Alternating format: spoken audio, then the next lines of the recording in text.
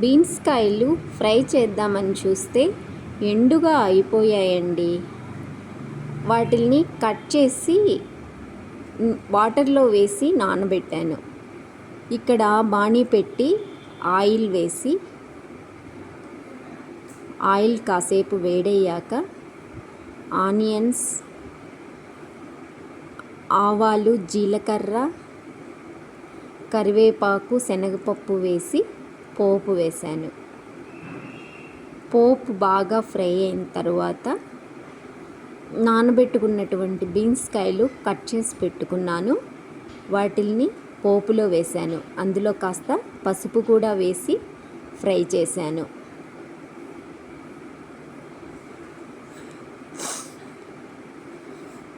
Beans కాయలు వాటర్లో వేయడం వల్ల ఫ్రెష్గా వచ్చాయండి. చాలా ఎండినట్లుగా అయిపోయాయి. చూపించాను కదా ఫస్ట్ పిక్లో. వాటిని వాటర్లో వేయడం వల్ల చాలా ఫ్రెష్గా వచ్చాయి. మనం అప్పుడే తెచ్చుకొని ఉంటాం కదా, అలాగా వచ్చేసాయి. చాలా బాగున్నాయి. తాలింపు వేసి బీన్స్ ముక్కలు వేసి కాసేపు మూత పెట్టి ఒక 10 మినిట్స్ బాగా మగ్గనిచ్చాను. ఇక్కడ పోపు వేసినప్పుడు హై ఫ్లేమ్లో ఉంచుకోవాలి. పోపు ఫ్రై అయిన తర్వాత బీన్స్ ముక్కలు వేసిన తర్వాత మీడియం ఫ్లేమ్లో ఉంచాలి. మీడియం ఫ్లేమ్లో బాగా మగ్గుతుందండి తాలింపు. ఇక్కడ ఒకటి గమనించాల్సింది ఏంటంటే, మనం ఒట్టి ఆయిల్ వేసి బీన్స్ ముక్కలు వేసి ఫ్రై చేస్తే అది చాలా డ్రైగా అయిపోతుంది.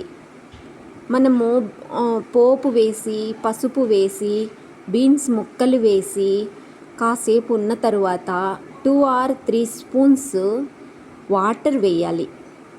వాటర్ వేయడం వల్ల మాడిపోకుండా తాలింపు బాగా వస్తుందండి.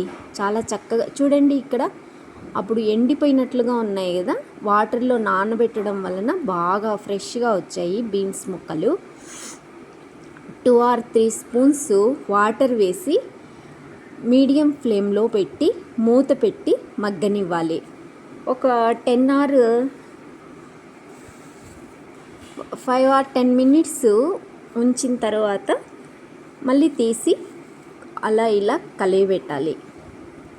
బాగా మగ్గుతుందండి. కాస్త సాల్ట్ వేసాను. తాలింపు బాగా మగ్గిన తర్వాత మళ్ళీ ఒకసారి తీసి కలియబెట్టాలి. తాలింపు బాగా ఫ్రై అయితేనే బీన్స్ ఫ్రైకి టేస్ట్ వస్తుందండి. శనగపప్పు, జీలకర్ర, ఆవాలు అవన్నీ వేసింటాం కదా, అది బాగా ఫ్రై అయిన తర్వాత పోపు అంతా బాగా ఫ్రై అయిన తర్వాత బీన్స్ వేసి చెప్పాను కదా, కాస్త 2 or 3 స్పూన్స్ వాటర్ వేయడం వలన బాగా మగ్గుతుంది. తాలింపు బాగా ఫ్రై అవ్వడం వలన మంచి టేస్ట్ వస్తుంది. కాసేపు మూత పెట్టి బాగా మగ్గనివ్వాలి.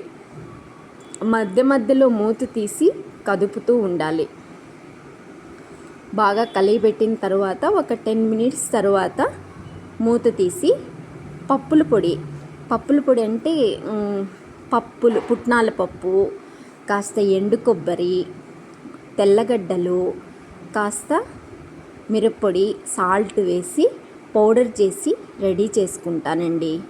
ఆ పౌడర్ని ప్రతి ఒక్క ఫ్రైలో, అంటే వెజిటేబుల్స్ ఫ్రైస్ ఉంటాయి కదా, అన్నిటిల్లో ఎండింగ్లో ఆ పౌడర్ వేస్తాను. అంటే కొన్నిటికి శనక్కాయ పప్పుల పొడి వేస్తాను, కొన్నిటికి పప్పుల పొడి వేస్తాను.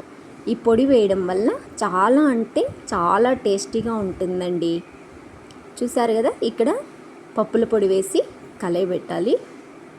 ఇలా ఫ్రై అయిన తర్వాత ఒక 2 స్పూన్స్ or 3 స్పూన్స్ సరిపోతుందండి టేబుల్ స్పూన్తో పప్పుల పొడి. మరీ పప్పుల పొడి ఎక్కువైతే టేస్ట్ మారిపోతుంది, స్ట్రక్చర్ కూడా మారిపోతుంది. అదొకలాగా డ్రై లాగా అయిపోతుందండి. అది అంత ఎక్కువగా వేయకపోవడమే మంచిది. ఎంత సరిపోతుందో అంత వేస్తే చాలా టేస్టీగా ఉంటుంది. పౌడర్ వేసిన తర్వాత కాసేపు కలయపెట్టి స్టవ్ ఆఫ్ చేయాలి. ఇక సర్వ్ చేసుకొని తినడమే. చాలా బాగుంటుందండి. ఇలా ఒకసారి ట్రై చేసి చూడండి. చాలా అంటే చాలా బాగుంటుంది.